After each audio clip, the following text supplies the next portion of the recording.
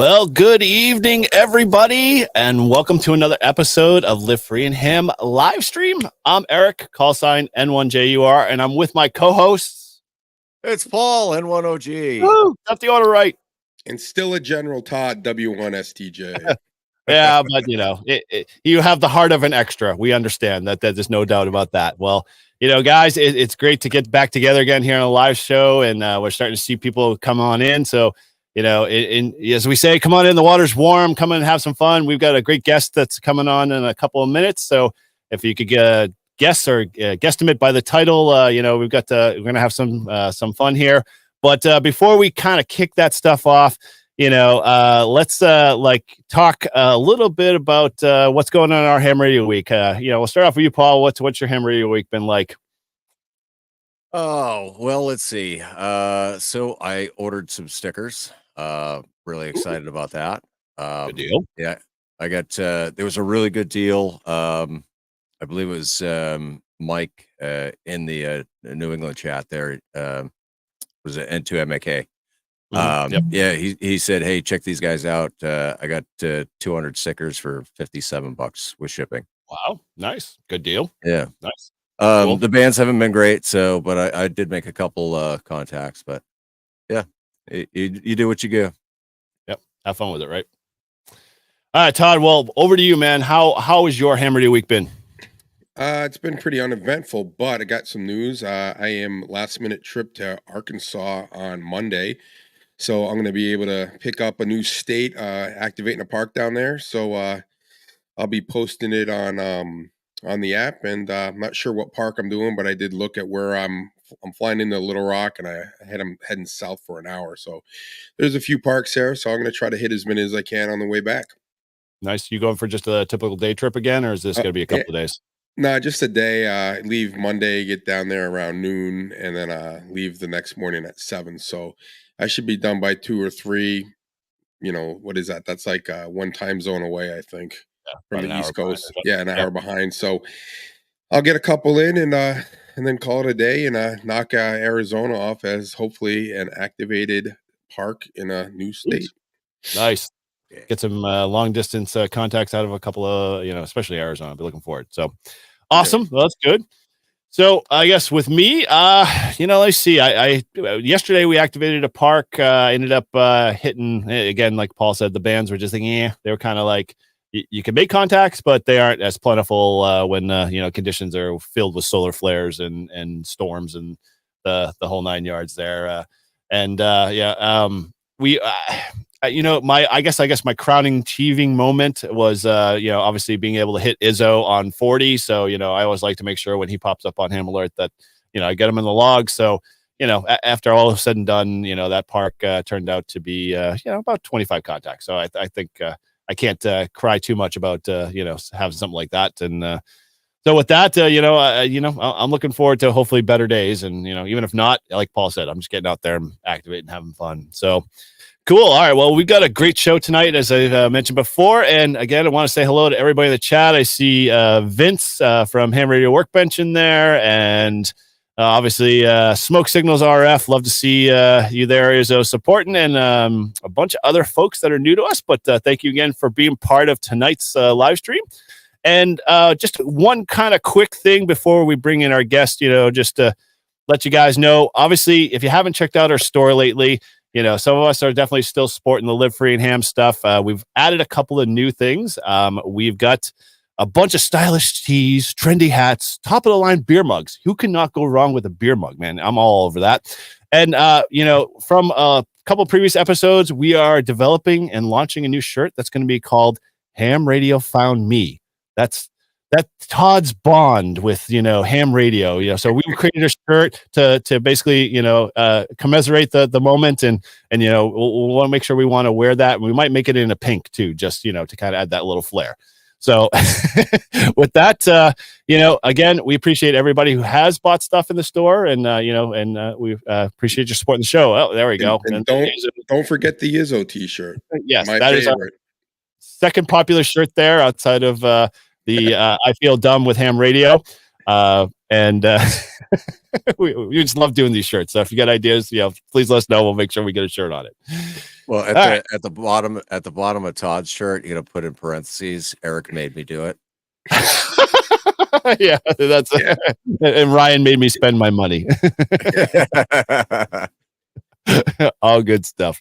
Cool. And as always, you know, because we are a podcast and our live streams get converted to podcast format 24 hours after this, you can always head over to our show in iTunes or any of the podcast platforms you use.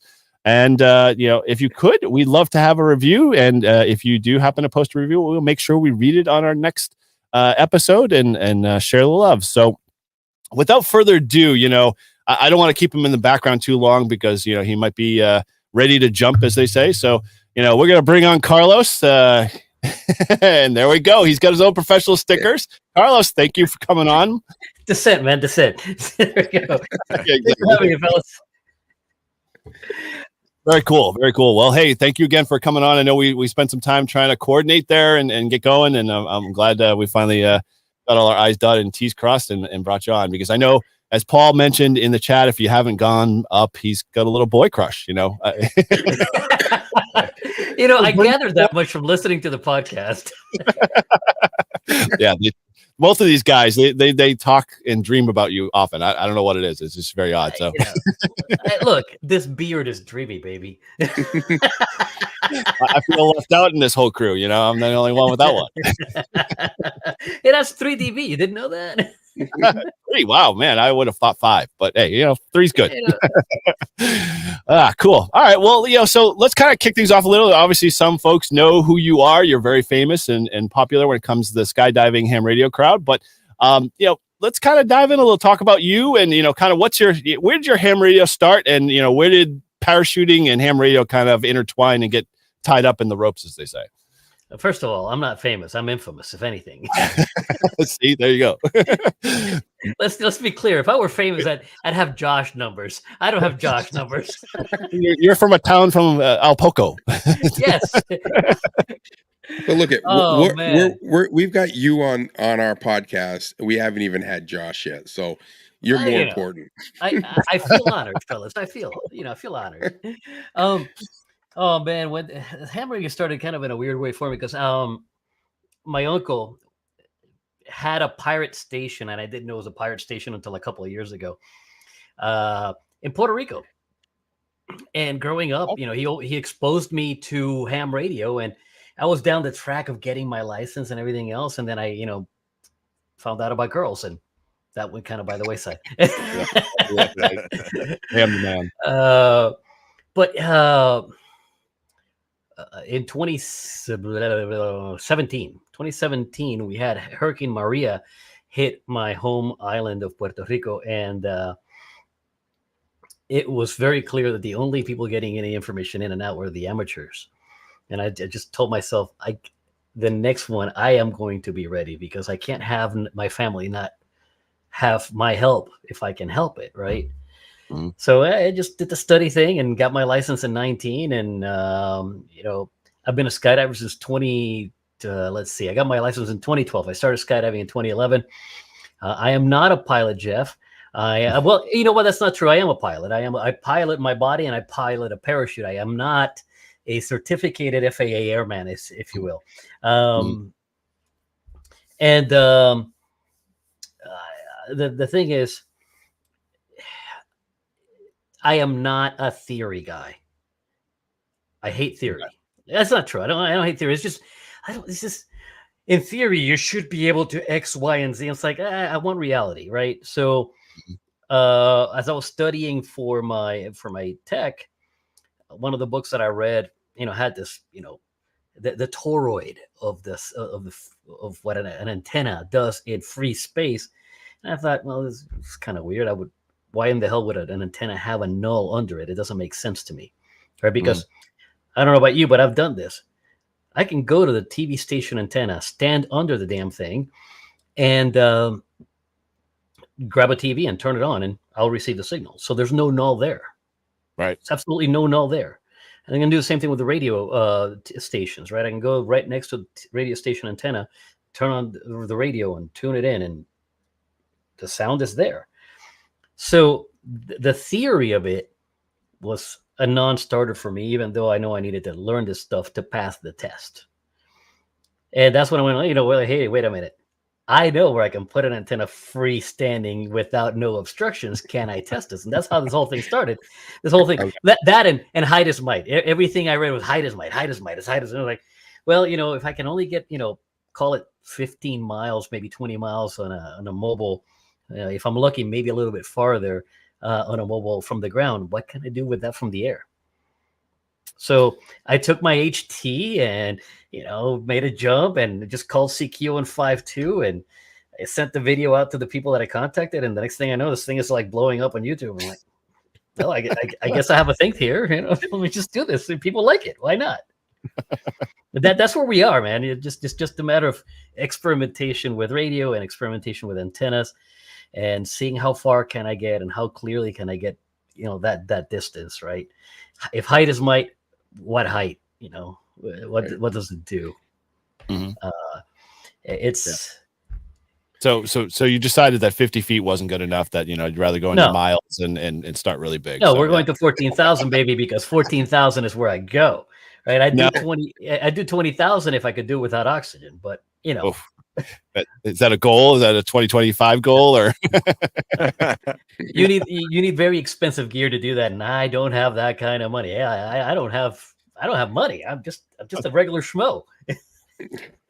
That's nothing that we can't use the crowdsource here. Anybody want to help fund Carlos's 20,000 foot gear? We'll put a Anybody want to help me gather the 50K I need to do 20,000 foot gear? I'll gladly put your money to work. Hey, I just saw that there was a crowdsourcing funding thing where they raised over 300,000 to throw a kegger for some frat boys that protected the American flag. Yeah. So I'm sure we could get you some money. 50 grand's a drop of the. Those guys are doing something meaningful. I'm just some schmo jumping out of an airplane playing radio, man. No, you're testing antenna theory to the max. Mm-hmm. And I'm having a riot doing it. That's look. If you don't get that, I love doing what I'm doing. You're not paying attention. Mm-hmm. When I get to make a contact with some little kid that, especially one that has a license, right?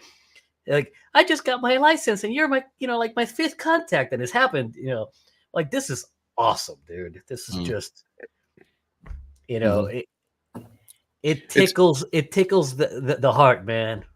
So Carlos, when I got my ticket, I was all, YouTube and everything and watching everything, and I saw one of your videos. I'm like, oh, that guy is awesome. And probably a week after the first video, I was in my car. I have an HT, and this is before I had my mobile rig, and I had a antenna mag mount on the roof, and I was on this channel called the Wolf Pack, which is a fusion digital channel that's around here. And someone had switched the repeater or whatever to America's Link, and you and I were having a conversation about it. And when I put two and two, I'm like, "Oh my god, that's the guy that jumps out of the airplanes! Holy crap! Like, I can't believe I'm talking to him." And I actually remember. Believe it or not, I actually remember that conversation. Dude, and I said, "Hey, we have a parachute place in Pepperell, Mass. When you come in, you're like, it's on my list. It's on my list. So we're still waiting for you." Pepperell is definitely on my list. I've been invited to go out there by a couple of people, and it's on the list of things. Unfortunately, Pepperell, Massachusetts, it's not friendly to my kind of people. So justifying the trip is a little difficult. But look at Massachusetts isn't friendly to anybody. Yeah, they don't like us. Pepperell is right on. I mean, it is literally on the border with New Hampshire. I mean, it is almost New Hampshire. It's literally just come to New Hampshire. We'll drive you into Pepperell, and then we'll get back. You won't even know you're there. You could literally walk from the airport. You could literally take a 5-minute walk and be in New Hampshire. It's literally that on the border. But it's I was just thrilled. I'm like, I cannot believe I'm talking to some guy on my radio. And I didn't understand how it even worked back then. And then I figured it out. You were on America's Link. And you want to know the real funny part about that contact, about that chat? Yeah. I had no clue that I was on a linked system. Neither did I. I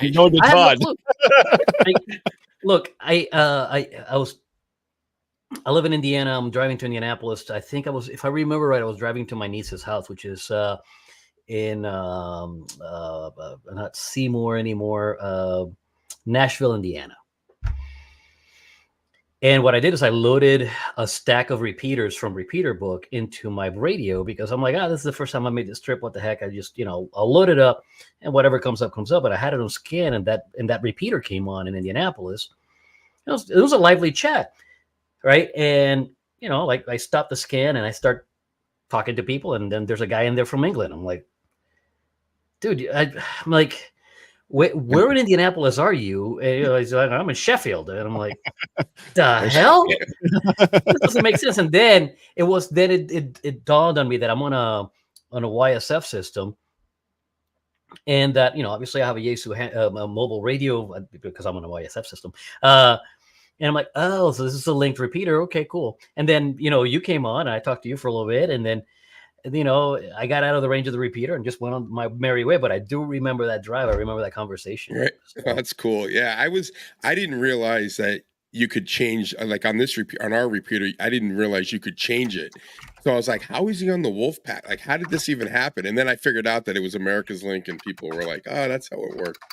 So yeah, that was like, you were my first like YouTuber that I'm like, I actually talked to someone that's kind of on YouTube. And now I've got Eric with me, and I don't know if you know Eric, but when I do ham radio and POTUS with him, we have to stop because he's getting so famous. You can't classify me the same boat as Carlos, Yeah. so we just Hey, you gotta go. You're slowing down our pileups with your QSOs. Oh, Eric, love your videos. Since you started talking about Carlos, you constantly, you have this major boy crush, and it's all about. Be mine. Oh yeah. Yes, she will. So, hey, he's just got the balls to jump out of airplanes. I'm like, So how big are those? And in essence, where did you start the idea of like wanting to jump out of planes? I mean, like, man, I got to tell you, this is the biggest call of a bluff ever. Oh my. Oh no. I was 4 years old, and the Golden Knights are the U.S. Army parachute team. The Golden Knights made a parachute jump into my hometown. I lived in Arecibo, Puerto Rico, and if you are familiar, if you're in the radio and you don't know what Arecibo is, you're brain dead. Okay, so the ballpark in Arecibo, it was at the time a decent sized ballpark is closed, shut down now, and they jumped into the ballpark and I'm feet away from their landing, and I thought, my God, this is cool, right? I was 4 years old. I remember this vividly, and I told myself one of these days. And let me tell you, the Golden Knights are part of the U.S. Army's recruiting command. Okay, their mission primarily is to act as an arm of recruiting. They're trying to get people into the Army, and guess who joined the Army? This idiot, right? Because it was one of those things where I want to be a Golden Knight. And then I found out once I joined the Army that, at the time, the Golden Knights, you had to have a USPA license already, and then 50 jumps, and you have to be willing to go to jump school and whatnot. I'm willing to go to jump school, but this USPA license, I looked into it, and it's going to cost me $3,000, and then 50 jumps is going to cost me another $3,000. I'm an E3. I'm a private first class in the Army. There's no way in this world to have that kind of money. I'm making like $11,000 a year. I'm not. Even if you went air assault, right? I can't. Even if you went air assault, you wouldn't get the 50 jumps. It'd take you forever. Exactly. It just wouldn't happen, right? So I thought, okay, well, this dream is dead on a vine. But my wife, here's where we're getting to the bluff. I kept on saying one of these days. Oh, one of these days I'm going to jump out of an airplane. One of these days I'm going to go skydiving. One of these days I'm going to go skydiving. One of these days. And my wife got sick and tired of hearing that, man. So you have to know her. She is a no-nonsense woman. She is a no BS woman. So in 2010, she gives me two, not one, but two tandem jumps certificates. Wow. For my birthday, goes, here you go. Put up or shut up. Exactly. I'm like, what? oh, Now I got No, it. not 2 tickets like she's going with you, but 2 No, tickets well, like you're jumping twice. 2 tickets. She gave me 2 tickets for me, and she said, "And if you give me one back, I'll go with you." Okay. All right, Okay. cool. Bet it's hunting season, and you don't get me out of the woods during hunting season for anything at the time. Except for I'm like, jumping. let alone for a dare, right? You know, I'm like, no, I'm a grown ass man. I'm not doing that. I'll do it next year. And sure enough, the next year we went to the skydiving center where I actually work now, and I was perfectly fine. I swear to you that I was perfectly fine until about when I got in the plane. And then my nerves like went from 0 to a million, like bam. And I'm like, what in the hell is wrong with me? This is nonsense. Like, this is nonsense. Right. How do I get out of this? And I get on the plane, and all I'm thinking is, how do I get out of this? I need to be able to find a graceful way out of this. So it's my wife, myself, and one of my friends. Fake And I'm an injury? thinking, huh? Did you fake an injury?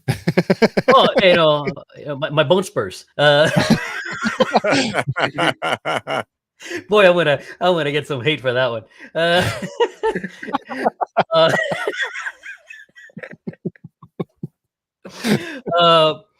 But I'm thinking my buddy Perry, I won't divulge his age, but he's older than me by a bit. And I'm thinking, he's not gonna go. He's gonna decide at the last minute, this ain't happening, pal, because I don't have anything to prove to anybody at this age. And all the way to 14,000 feet, I'm like, Perry is my out. I'll be the best friend ever. I'll ride down this airplane with Perry. He has my back. Mind you, this is April in Illinois. It's cold on the ground. It's like 45, 50 degrees on the ground tops. It is like 9 degrees up top. And they open that door, and the blast of cold air will make your nipples so hard you can cut glass with them. And I realize that some of this may have to get bleeped later, but hopefully your edit doesn't get terrible. No big deal. And the first group of fun jumpers, the people that have licenses, leave the plane, and that plane, because there is, when a group of 4 people leave the plane, on average, you're looking at 800 pounds leaving the plane. So the plane lurches. You're like, so my butthole goes, right? Hard nipples and tight butthole. Okay, got it. Right. The second group of fun jumpers leaves, and the plane, and I'm like, God. And all the while I'm thinking, Perry's next. Perry's going to chicken out. Guess what? Perry doesn't chicken out. And I'm here to tell you, for 12 glorious seconds,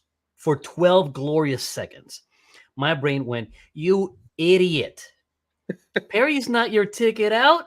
Perry's a daredevil. Your wife is your ticket out. Your wife is the out, man. So, oh man. So for 12 glorious seconds, my brain is like, she is going to say no at the door. I'm going to ride this thing down with her. I'm going to be the best husband ever. Mm-hmm. Okay. Like, there's going to be brownie points for the rest of my life on this. And sure enough, she goes out the door, and my brain immediately goes to, well, now you got to go. Now you got to go. There's no ifs, ands, or buts about this. You got to go. If you don't go, they're going to revoke your man card. Like, the moment you land, they're just going to go, and there's no recovering from this, right? Got to do it. So we get to the door. My eyes are just slammed shut. I'm like, and then my brain said, listen, idiot, you're going to do this exactly once in your life. You're going to do this exactly once in your life and no more. Open your eyes and enjoy the ride, because this is the one and only. So I opened up my eyes and I immediately fell in love. It was instant and we're at the door. We're sitting at the door, and the count is at the plane that we're leaving from is a PAC 750, and it's a plane designed for skydiving. It's the only plane in the industry designed for this. And you sit at the edge, and there's a little step under it where you prop your feet at, and then your instructor can prop their feet at, and then you can rock from there. And it's ready, set, go. So my instructor rocks me on ready, and that's when my brain says, open your eyes. I open up my eyes, and I fell in love. Like immediately, it was just bam. And I tried pulling him out then, and he's like, not yet. Go. Right? And I'm here to tell you, I screamed like a girl, like the most joyous scream ever till we landed, man. And when we landed, I told my wife, thank you very much. This is the greatest gift I have ever received. This is the most amazing thing ever. And this is the most expensive gift you've ever given me. And she says, no, I got a deal on the coupons and this, that, the other. And I said, no, the license is $3,500 and new gear at the time is $4,500. I'm getting a license. She goes, the hell you are. And here we are. I just yeah, it's only 10 grand, honey. I mean, and I'm a skydiving instructor now, and the vice pays for itself for me now, right? And I admit this is a vice. This is no different than coke or heroin or pot or any other vice, nicotine, caffeine, you name it. This is a vice. Okay. And if you're a skydiver and you don't admit to yourself and to the rest of the world that this is a vice, you're lying, and everybody that knows you knows that you're lying. How many jumps do you do on average a year? Oh, that depends on the year. Last year I had a massive year. I'm working on becoming an examiner. An examiner in skydiving is different than being an VE. An examiner is the teacher's teacher. And last year I did just shy of 1,000, right at 1,000 jumps, which is irregular for me. On average, I'm doing like 300-400 jumps a year. Wow. I consolidated my logs literally over like a month ago. And when I finally consolidated my logs, because I was way off on my logging, at the beginning of the season, I had 2,900 jumps exactly. Wow. Holy moly. Wow. And believe it or not, I am still wet behind the ears. I am not joking, guys. Think about it. If it takes you 10,000 hours to become an expert at anything, and you go free falling 1 minute at a time, I have 2,900 minutes of free fall. Ballpark, give or take a minute or two, okay? Divide that by 60. I don't know what that works out to, but I guarantee you it's nowhere near 1,000 hours, nowhere near 100 hours, I don't think. So it's, you know, people go 2,900 jumps. Like, yes, it's a lot of skydiving. I'm not going to deny that there's a lot of skydiving. And in my world, for most people, 2,900 skydives is a lot. I also work with jumpers, skydivers that are instructors. Excuse me, that have 10,000 tandems as pilot in command. Okay. Just 10,000 tandems as pilot in command. Never mind the rest of the jumps they have. That's 10,000 tandems as so I am literally wet behind the ears, even though I have a ton of experience. If this ever gets boring, I'm quitting, because this is not the kind of thing that you can be complacent about. And complacency, boring leads to complacency. Complacency leads to death or injury. And I don't have any desire for either of that. Well, you know, you either, fall to your death in a parachuting accident, or you get electrocuted by a ham radio. I mean, it's one or the other. You die happy either way, right? I would rather die. I would rather die happy in different ways, dude. True. Well, right. We can't avail that here, but yeah, I agree with you. I'm not 100%.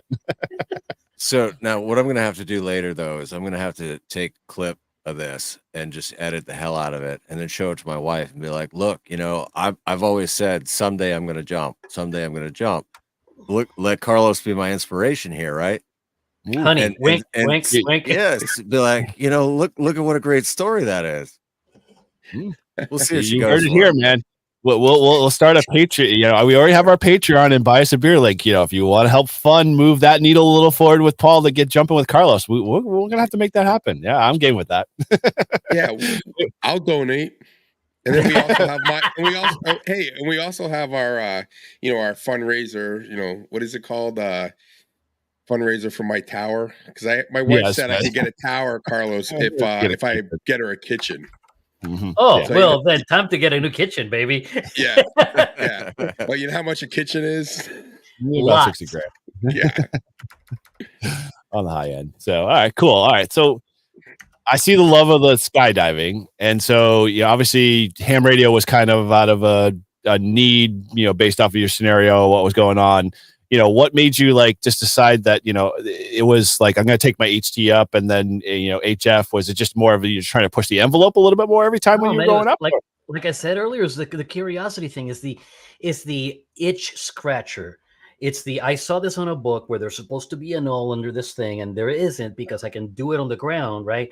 I don't do theory well, not if I can prove it, right? Yep. So when you can prove something, it stops being theory. It starts being an actual thing. And I was able to prove to myself that there's a null under the antenna because there was a fella. So the skydiving center I work at has a truck stop next to it. And there was a fella there in his semi tractor trailer. And I called CQ on 5.2 while I was on the ground, and I just let the guy know because trying to figure out who local might hear me. And I told the guy, hey, this is like jump number 5 or 6 or 7 doing this thing. I'm going to be doing this. And he goes, well, I'm at the truck stop. I'm here overnight. I'll get you when you come down. Like, great. Awesome. And sure enough, I'm right above this truck stop, and I'm calling CQ, and the guy's not coming at me. I'm getting all sorts of people, man. I'm getting people left, right, center, people in Chicago, people in Indiana, people in Wisconsin. I was heard in Iowa. Like later on, I found out I was heard in Iowa on that jump. And, Iowa from where I'm at is like 100 some odd miles. It's a distance, right? But I didn't hear this guy until about, I don't know, 4,000, maybe 3,000 feet in that neighborhood. My brain went, hey, dummy, the whole thing that started this was a theory, and he's below you. Like if I look down, I see the Love's truck stop. Like, right. Well, let me take this HT antenna and tilt it because I've been holding it like this, right? And I tilt it and I call CQ, and sure enough, the guy's there, like clear. He's like, wow. I've been waiting for you. What altitude are you? I'm like, I'm about to wrap this up, dude. So sure enough, there's a null under the antenna. You just have to take it high enough. Is the problem. Right. Now, one of the things that I want to know is because you're coming in, at such a different height, right? The number of wavelengths and how much does that play in? Like, oh man, do you encounter like a lot of fading, like as the wavelengths change? So what I can tell you is this. I don't know about the wavelengths in terms of altitude, but I can tell you that directionality matters even on omnidirectional antennas. Oh, so think about this. An NFET half wave on the band that it is originally tuned for, that it is natively tuned for, is supposed to have an omnidirectional pattern. Right. And I've done this more than once where I have been facing one way. I've had my Pactena NFET halfway spooled out on 20, right? And it's behind me. And I'm facing this way. And I'm making a contact with Eric. And I realize I'm in the middle of contact. And I realize I need to navigate to the left or to the right to be where I need to be. Because guess what, folks? Skydiving, I don't have power. The only power I have is gravity, and I don't get it back, right? Right. So I have to be mindful of my navigation. So if you watch a video of mine, you see me turning, you're like, why is he turning? I'm navigating. I'm trying to keep myself in the right area. Mm-hmm. And I might be having contact with Eric, and I make a turn, let's say to the right, to get to where I need to go. And Eric goes from an S9 to disappeared. Right. And then I'll make a left turn to get back on my original wind line, and there he is again. Let's finish the QSO. Great, we finished the QSO. I need to navigate again. And I'll do a 180, and he's still there. So this way the antenna matters, and this way the antenna matters, even though it's supposed to be a donut or a globe, if you will. It has directionality in it. Now, I can't tell you what the exact path is because I have no way of measuring that. But I So know that how can we incorporate whisper? Can we bring up a laptop and, at the same time run a couple of tests?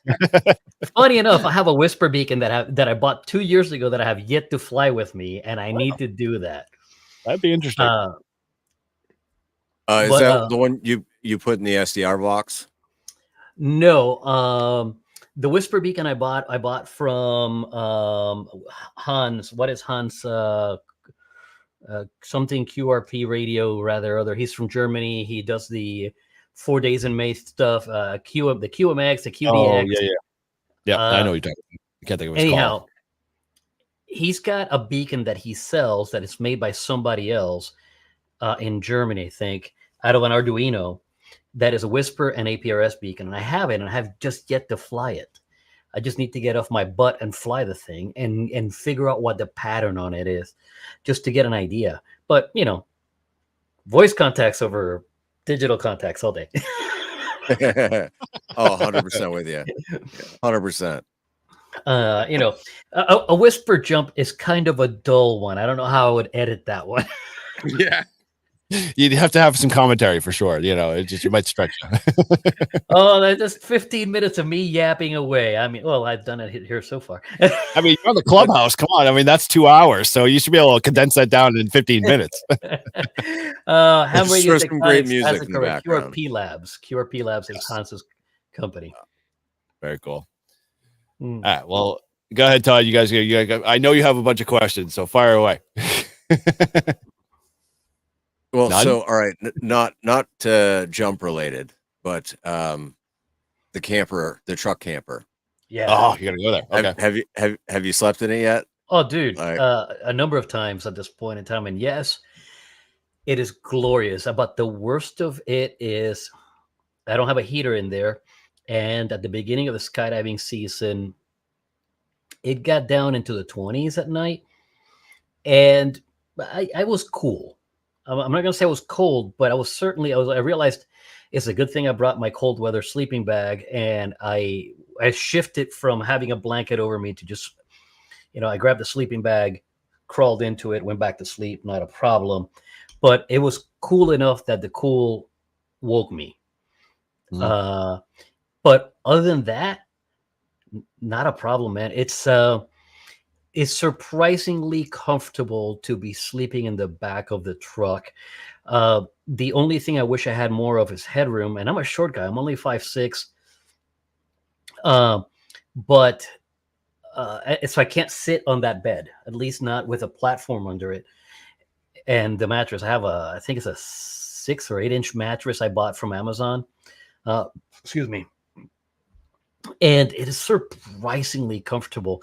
So if you have a pickup truck and you can sleep in that length, and you have desires of going and exploring and whatever, totally do it. It's worth the money. It is absolutely worth the money to build it. And just last night, I saw a project on Kickstarter that basically it's like a cot frame for the very purpose. They built it for the truck. And I was like, oh man, if I had known about this in January, I wouldn't have built this platform, because that's far more utilitarian and lighter. But I am where I am now, right? Right. So, no big deal. But if I had to start again today, I would definitely buy that and just use that, because it gives me more room underneath the mattress or underneath the platform, and it gives me options to hook gear, because it has like hooking places and whatnot. It's a neat little setup. I can't remember the name of it. If you're looking for something like that, just go on Kickstarter and search for the truck bed camper cot something rather other. I wish I had a link for you, really, but I don't. It's just one of those things where I bought a fountain pen on Kickstarter last night, and that was on the stream of things. I'm like, oh, this is interesting, and I looked at it and went, oh, this is cool. Rabbit hole. So, funny. All right. I won't let us go too far down it, but I was talking to my wife earlier, and I was like, I'm so excited for Carlos. Come on. I was like, I know he's a ham guy. He jumps, and I'm envious as hell of that. I said, but like he also likes pens and watches and other cool like guy shit, you know. And there you go, bringing up fountain pens. So I saw one really awesome the other day. It's aligned with the Earth's axis, and it sits in this holder. And Oh, I've hovers seen there. it. It's a magnetic pen with it's a magnetic holder with the pen. Why is it so? Yeah. Down? Oh, Giving you a thumbs down on that one, Carlos. Sorry. But this one is made by Prometheus Lights. It's called a bamboo. I have the aluminum version. I have the copper version. They're fantastic pens. I mean, the nib itself is made by Bach. If anybody's into fountain pens, they know that Bach makes good stuff. But the weight of this, like the weight of this monster, the copper one, I don't know how much it weighs off the top of my head, but it's beefy. And when you're writing with it, it feels like you're actually writing something important, even if you're just making a to-do list. You know, you heard it here first. You know, ultimately, you know, we are. Sir, here is a check with my name on it. Write down any number on this piece of paper, and I will pay it. Yep. Yep. Pens, man. You know, I go down the rabbit holes. There we go. See, here we go. Is that a diplomat? Yeah. See, Todd, you know, now you're just going to have to open up your wallet. Hey, I've got some cool pens. I like these. I like the gun. Oh, the I don't know what they're called. I got a couple of them. Yeah. See, I'm lefty, so like those fountain pens don't work for me. They do if you get the right ink. Yeah, well, maybe lefty ink. Right. Exactly. Yeah. No, really, they actually make lefty ink. They make ink that dries super fast, so that left-handed folks can hook their grip and still write and not smear ink all over their hand. right here. I might join in, but you know, I would probably have to go seek therapy because of all the years the nuns cracked me on the back of the head with the good old pointer whip because I was writing with my left hand. So you know, it's I don't want to relive life, but yeah, all good.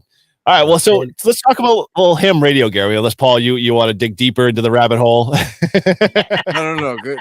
I appreciate the indulgence. Okay, cool. All right, cool. So obviously you've got some HTs and a few other ham pieces of gear. You know, what describe to us a little bit what you take up with you when you do go and do HF, you know, parachute mobile and you know what is the, and I'll throw the caveat in, what is the ultimate radio that you want to, you know, eventually get to, you know, when you start doing parachute mobile? See, that's a difficult one, right? That last one is difficult, but I'll tell you where I started. I started with an HT. I started with a Yaesu FD3D. And it let me tell you, as an HT is a lovely piece of gear. But as soon as I was able to afford an HF rig that I could take in the sky, I bought a 706 Mark II G. And that sucker, let me tell you, I sold it and I bought it back. I don't know if Andrew's watching this or not, but it became so much temptation to have because 100 watts is 100 watts, and you definitely get a lot more oomph with it. Okay. I know we're supposed to use the minimum power required. Yeah, whatever. Yeah, whatever. Not on this show. Look, Cure all the way. if I could take 1,500 watts with me in the air, I would. You heard it here, folks. but here's the thing. So I did 706 Mark II G for a couple of years, and that did really, really well for me. Right. I bought a 705. Because I wanted to increase the challenge. And I wanted the QRP aspect of it to increase the challenge to me. And I had that 706. And after about 3 jumps of only getting like, you know, a handful of contacts, I was like, I got to get the 706 back into the mix.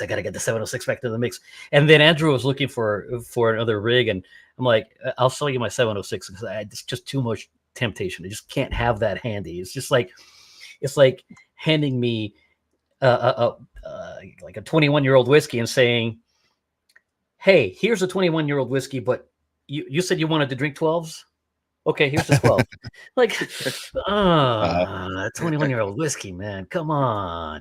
Right? Yeah. So So I sold that to Andrew, and he needed to cash flow some stuff, and he's like, "Hey, I'm going to sell that 706," and I'm like, "Fine, I'll buy it back."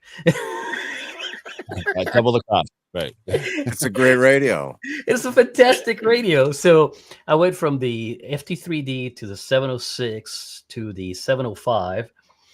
Right now, if I had to pick like a holy grail radio, make a 7300 the size of the 705. Okay. Right? Like, let me take 100 watts up the size of a 705, like a 706, where it has, Right. From 180 all the way down to 70 centimeters. And that's the ultimate radio, which is the 706 Mark II-G. But I love the idea of all the versatility I have with the 705. QRP aside, right? It is a fantastic piece of kit. I have a 991A in my shack. I have thought about taking it in the sky. I can't take it in the sky. I can't find a bag that'll fit it. I have a 7300 that I've thought about taking in the sky. Can't take it in the sky. I can't find a bag that'll fit it. And people go, yeah, there's bags for that. And like, none that fit my very specific requirements. I have to have a bag that wears as a fanny pack. And I don't know how the British say that, so I don't know if the British listen to this or not. But it's that kind of bag that sits in the front of us. Okay, it's a satchel. A satchel. Like I know the British waist pack. Yeah, they call that's a vulgarity over there, right? So I need a pack that fits in front of me, because I have to keep all of my excess gear out of the way of my parachute gear, because my safety is number one. Yeah, right. I'm not going to put any gear that's going to get in the way of the handles of my skydiving system. It's just not going to happen. Similarly, I'm not I can't take a big mast antenna with me. It's just, I can't do that. It's not safe, and it would take a lot of room in the airplane, right? Even if I could take it safely, it just takes a lot of room in the airplane. I can't do that. So, ultimate, like if I had a holy grail, I would have something like the 706 Mark II-G, but with the current advances of the 705, so 100 watt 705. How about that? So that's some better. And guess what? I have been looking at amps to tie to the 705. I haven't found one that I can fit in the right format. But if I find the right amp to put in the bag, I'm definitely taking QRO in the sky. So no, see, Eric, this is why I keep telling Yesu to make the 705 killer, make it like the 705, but make it 100 watts. And now they're going to have at least 2 guaranteed buyer. Me and Carlos would have it, no doubt. Like instantly. 3, man, but I can't say I'll buy it yet because I'm sure gonna, have to wait a little bit on that. But but Carlos, Icon being so great, like they just need to make it. That's it. Look, I have a Kenwood also in the garage that I need to fix. When it was working, it was fantastic. Sounds awesome. Can't take it in the sky, too big. If I had similar models from Yaesu, Kenwood, and ICOM, I would buy the ICOM because I like the menu system on the ICOM. It is straightforward and intuitive and easy to figure out. I'm a simple folks. I know I look like I'm a smart guy because I jump out of airplanes. That's not a sign of smarts, okay? But I really enjoy how simple the menuing system is on the ICOM. That said, ICOM, Yaesu, Kenwood, all 3 brands that are major. I suppose I don't have an Elecraft. That's on the list of things I probably should get at some point in time. Maybe at Hamvention. If I can find a deal on one, and I mean a deal. It has to be a deal. Off the back of the truck deal. I mean, it has to be a sweet deal because, I don't know about you guys, but I live on a budget. Like if I account for every cent that comes in the door, and I account for every cent that goes out the door one way or another. And if it's not on the budget, it's not happening. I don't care how good of a deal it is. If it's not in the budget, it's not happening. I got a question. So, what's the benefit for you to go to, say, SDR Waterfall versus sticking with the 706 Mark G? I mean, that's a great radio. We all know. I mean, you don't really. Are you spending a lot of time when you're in the air and free fall, just looking at the waterfall? Or? I don't look at the waterfall, but I do keep an eye on my meters, which are so much easier to read on the 705. Got it. And the access to the content on that screen is significantly easier to access and significantly easier to read. I'm young for our demographic. Our demographic is 60 plus, right? And I'm hitting 50. So I'm young for our demographic, but these eyes are not the eyes of a 21-year-old, okay? And I recognize that. So bigger screen, more better. Okay. All right. That makes sense. I was curious to see if you were getting any benefits out of, say, a waterfall and being able to see like the whole spectrum and be able to find a spot. But I assume you don't care if you're on top of somebody when you're parachuting at that point. I do care, right? I do care because I don't want to trample over somebody. But I had one jump where I played POTA. I wanted to hunt POTA stations. So I wrote down, it was a day where POTA was lit on fire. I don't have the list in front of me. It's in the garage. I had a list of like 50 different stations on 20 meters. Okay. And I went up and I tried to work every one of those, and I couldn't get. I think I got one, maybe two of them. But I was using the waterfall to like, are they there? Are they there? Yeah. Not hearing anything. Moving on to the next one, because it's like I have so much time to make this happen. So you should jump over a park and ask the POTA people, is that legal? CQ parks on here, 10,000 feet. It's been cleared. It's been cleared. I already had it. Was, but so there's a park not that far from the drop zone. It's a park 15 miles flying distance from the drop zone. And I got permission. I got the initial permission from the FAA because you have to fill out paperwork for it's a demonstration jump. When you're landing in a place that's not a drop zone, it's a demonstration jump. So I filled out all the paperwork, and then it got kicked back. And I'm like, what? They're like, well, the state of Illinois requires permission from the State Parks Commission for you to land there. So you need to have the signature of the state of Illinois Park Commissioner. And I'm like, oh my! Like, I don't have that kind of money to go pay bribes for some official to sign my paperwork. It's just not going to happen. Yeah, right.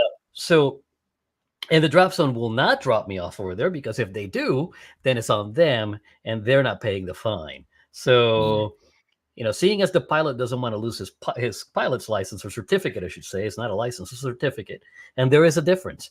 The pilot's not going to drop me off without the proper legal paperwork filled out and approved by the FAA. Okay. Yeah, well, that makes sense.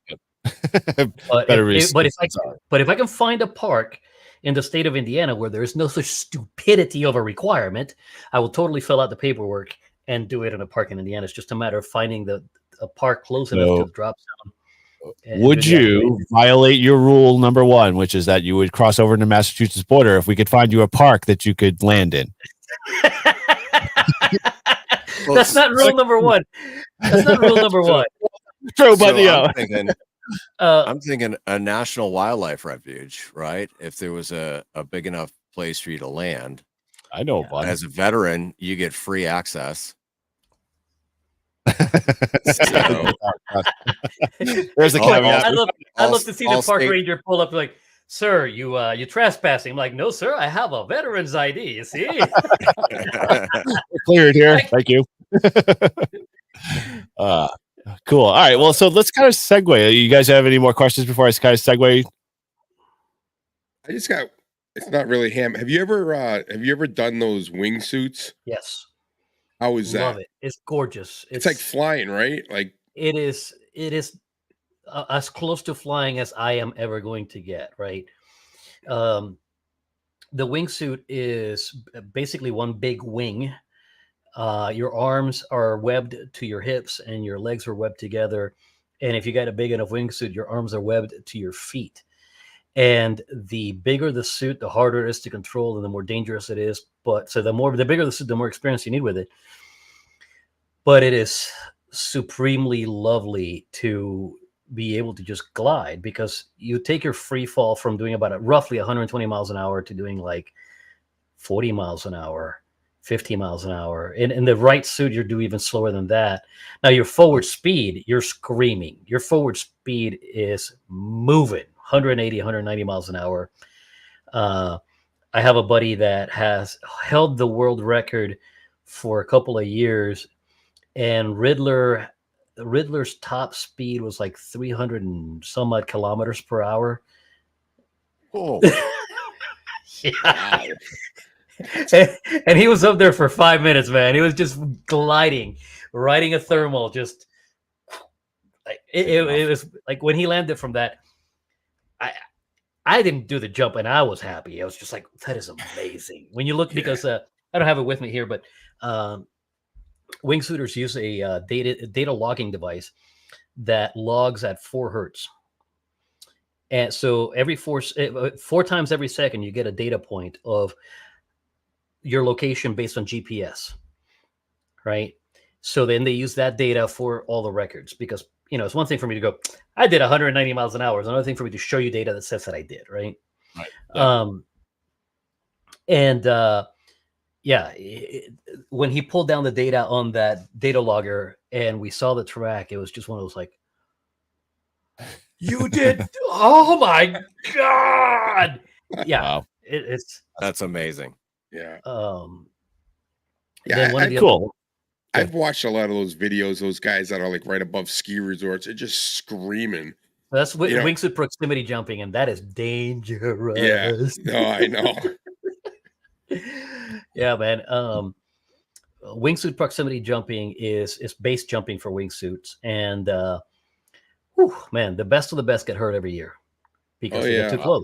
They just I've watched some documentaries where guys have just the best of the best, most skilled, gust of wind, or they get too close or they make one mistake, but yeah, you got to be a certain kind of person to do some of that stuff. Yeah, when you get that close, your margin of error is none, right? Right. The tiniest mistake is either injury or death. And when I got started in skydiving, my wife made me, said, make me a promise. And I'm like, what's that? She goes, no base jumping. I was like, okay. Just once.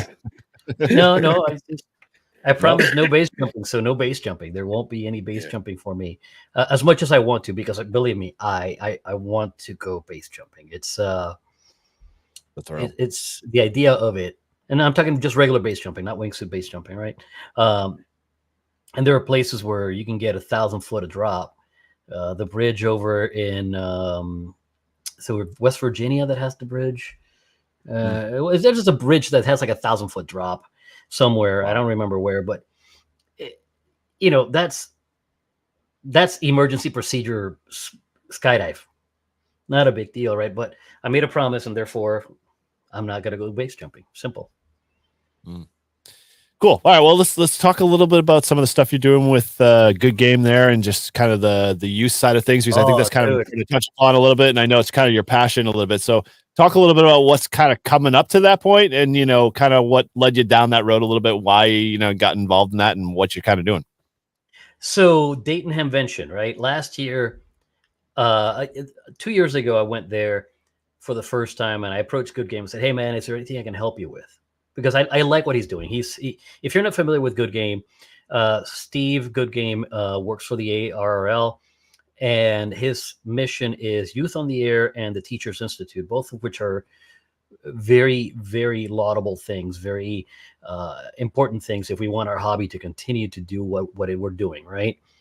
We need to grow more people into it. So I'm already keen on the idea.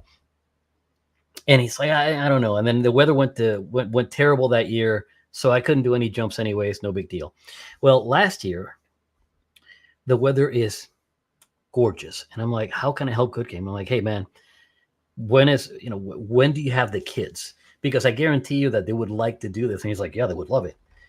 He's like, well, I have a session on Sunday. I'm like, perfect. I'll make a jump on Sunday just for you, right? So we coordinated, separate frequency that didn't tell anybody else. And man, what a beautiful pileup. Okay, look, if you haven't made a contact with someone young, you need to. You go look for the Youth on the Air events and make a contact with them, because you hear the joy that you and I both had at the very beginning of this right now, right? Like I go to the park and I don't think anything about making 100 contacts at the park.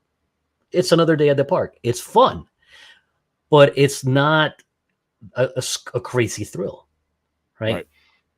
But you hear that voice on the other end and you hear the excitement in that voice. You're like, I got to support this. I got to do what I can to make more of this happen. At least this is for me. I don't know about you guys.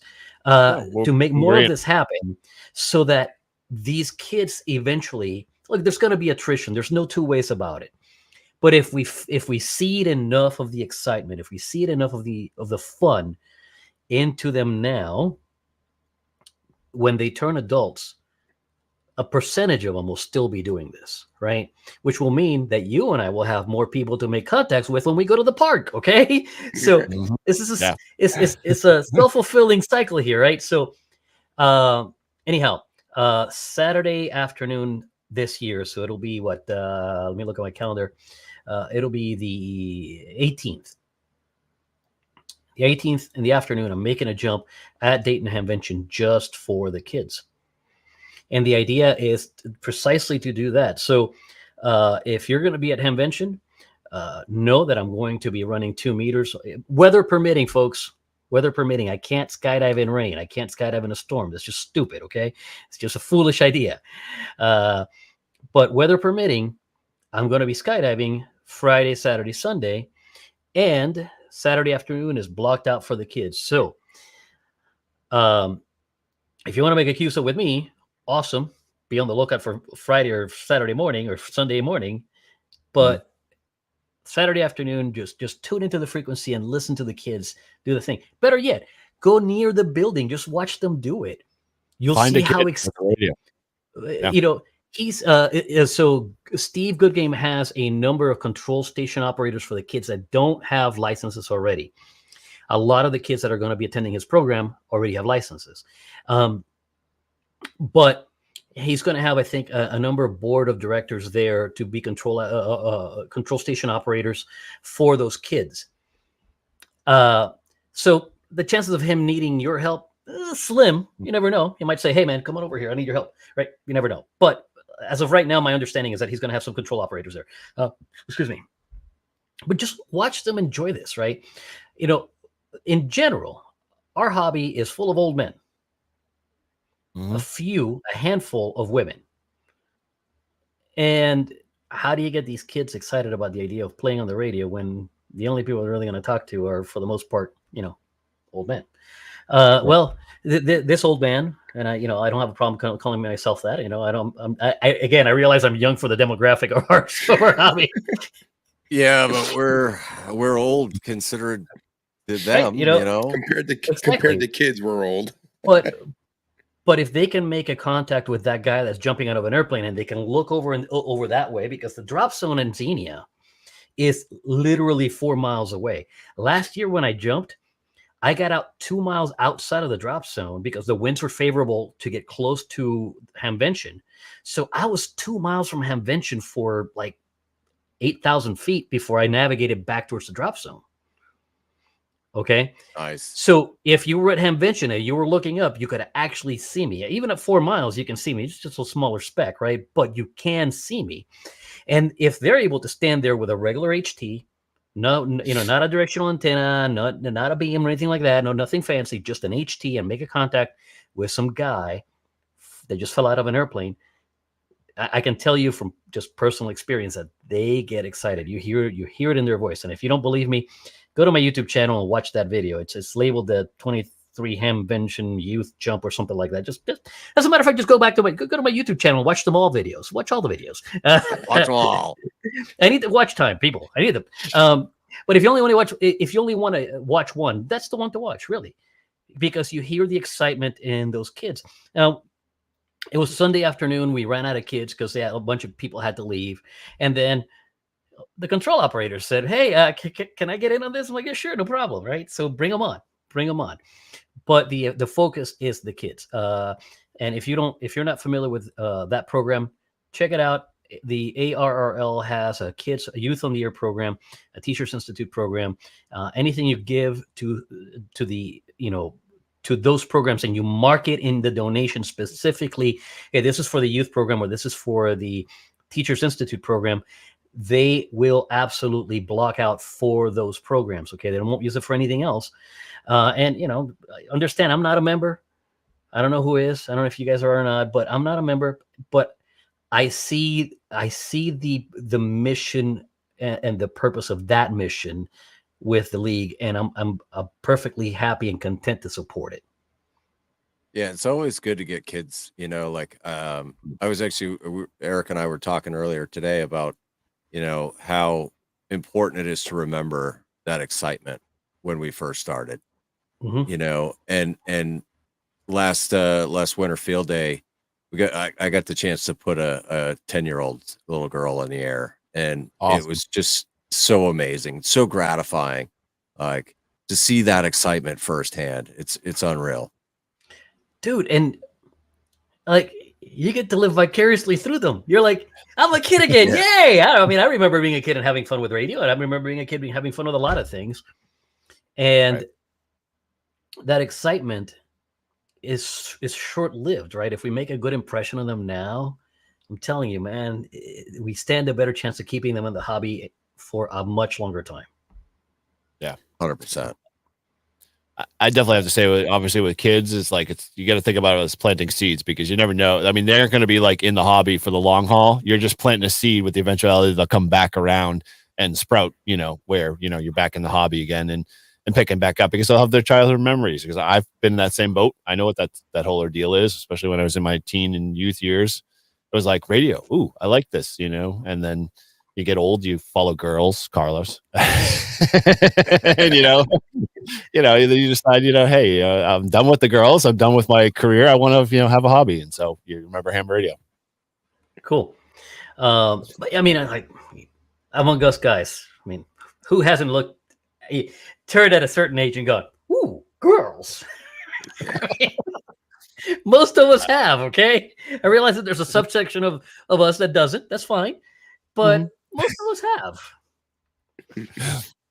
For sure. All right, cool. Well, outside of that, any kind of last little bit of things you kind of want to share, touch upon that we didn't kind of, talk a little bit about? I know you got a boatload of stuff on your channel, and, just for folks, if you haven't gone over to, Carlos's channel, links there, make sure you subscribe and support him, because he's doing a, great thing, obviously, with the whole skydiving and ham radio stuff, but, obviously with the youth, and that's, we hope to see more of that stuff too, as well, as he continues, to just make awesome content and, further the mission of ham radio. I have to bring this up because I wouldn't be doing myself or anybody else any favors if I didn't say this. Okay. I am not the first to do this. I am not the only one actively doing this. I'm just the one that has the biggest mouth about it, is all. There is a group out of California. If you go to parachutemobile.org, I can't remember his name off the top of my head. Hang on. Let me look it up in my email here. Anyhow, they've been doing this as a group of, I think, at least 3 operators in California for a long time, like for the last 10 years. And before that, there were people doing this. Let's see. Rob, there we go. Rob Fenn is the primary there. And Rob is Kilo Charlie 6 Tango Yankee Delta. Look, if you can't get me for whatever reason, because I'm at QRP or because the bands are not working, and you're closer to the West Coast, or maybe you have a better propagation that way, go to parachutemobile.org. Look at those guys. They have they make 2 or 3 jumps a year. They don't make anywhere near as many jumps as I do. Like I said, I'm the one with the biggest mouth and with the biggest drive in terms of making jumps. Because when I make jumps, when I decide I'm able to take this afternoon off, I'll make 3 or 4 or 5 jumps in an afternoon. These guys are planning to make 1 jump, maybe 2 a month from now or whenever, right? They plan it well ahead of time, and they publish all this stuff ahead of time. If you're wanting to get that kind of a QSO, I am not the only guy. There are other people, and there are people that came long before me. When people found out what I was doing, I started receiving cards like, hey, man, I did this in Okinawa when I was stationed over there. I did this as a tandem in Louisiana. I've done it like 4 or 5 times. And, I've done this here and I've done it there. So I'm not the first one by any means. All right. And I'm certainly not the only one right now. So know that there are other people out there. They're just not as loudmouth about it as I am. Well, it is like a brotherhood for you, right? A little bit. Yeah, man. When I found out about it after my first few videos were out. They were like, "Oh, there's a group out of California." I'm like, "Really?" And I went to, they're like, "Yeah, parachutmobile.org." And I'm like, "Really?" And I went typed it. I'm like, "How did I not know this? Like, how did I not look this up beforehand? Because I could have gotten a lot of information from those guys ahead of time." Right. So Awesome. yeah, there's possibilities for you. And last year Rob jumped during Pacificon, so I don't know whether he's doing that this year or not. But there's an easy one if you're on the West Coast for that. You're going to be far easier to get them. But yeah, just go check them out. Give them contacts too. Give them contacts. Give them love. They're doing it too. Awesome. Cool. All right. Well, again, thank you for coming on, Carlos. It was a blast hanging out with you. As always, it's great learning more about Parachute Mobile and just ham radio and, your passion for youth. I am super excited. And, to be truthfully honest, I'm going to have to say you did raise the group average in terms of, our overall, performance of the podcast. That was your concern when you posted on your community channel. You were going to lower the group average. Oh, wait till you see your stats. You're gonna go, "Oh, wow, that was yeah. Stats. We'll look for that. Hey, we're just having fun here." Well, either way, I learned a great deal. I have to say, especially if you ever had to eat your butthole tightened or your nipples cutting glass. Carlos is the man to go to. Thanks for the invite, guys. I appreciate it. And anytime you want me to talk your ears off, I'll gladly try. We will definitely. You have a free and open invitation, although we don't have an official call time, although we're working on it. We will, gladly have you as an honorary member, as many others, to come back free anytime we're doing live streams. So if you're in the neighborhood or you want to stop by or say hello, it's open invitation as always. And so we'd love to have you on anytime. So cool. All right. Well, if that, I just want to mention one other thing, because I'm actually a greenhorn to this new, if you haven't been part of the Tuesday night ham radio playlist, Carlos has been a lifelong member of that and a great supporter of that. And so if you want to see a lot of his content with a bunch of other great guys and gals who are on that list, check out the Tuesday night ham radio playlist on Carlos' channel, my channel, and that all leads up to the typical Tuesday night ham radio clubhouse, which we all know and love to hang out in. So it's always a blast. And this, we kind of dive into the usual. Thanks again, everybody. We've had 44 on tonight, and I thank you guys for the likes. Good to see some new faces and some repeat offenders. It was awesome. And, there are always a bunch of different ways you can reach out to the Live Free and Ham community. You can always head over to our shop at livefreeandham.com/shop. Pick up some of our infamous merch. You can't miss out on a good hat there or a typical t-shirt. But as always, if you are a podcast listener, you can always go head over to any of your podcast players. But if you want to leave us a review, head over to iTunes. And you can support our show through Patreon, buy us a beer links, and they are all located in the show notes of our website. And we also want to thank all of our hosts that they can be reached at livefreeandham.com. And so with that, I always end on thank you guys for being part of Live Free and Ham and 7-3. 7-3, everyone. 23.